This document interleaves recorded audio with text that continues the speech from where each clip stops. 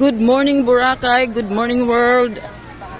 Ayan, update po tayo ngayong umaga.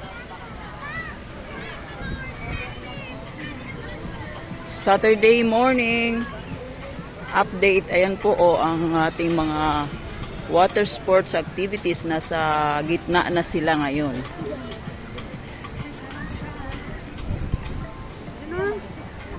Very nice naman ang ating ano ngayon. Ang ganda ngayon ng ating December 9 ang ating December 9 na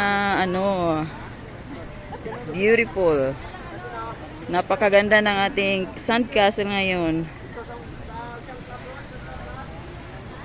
Ayan po ang mga kaganapan dito ngayon sa ating isla ngayong Sabado ng katanghalian,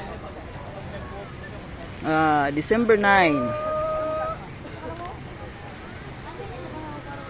Iikot lang po tayo. Ayan po ang ating ngayon. Tumitirik na yung araw, no? Ayan na. Ayan po.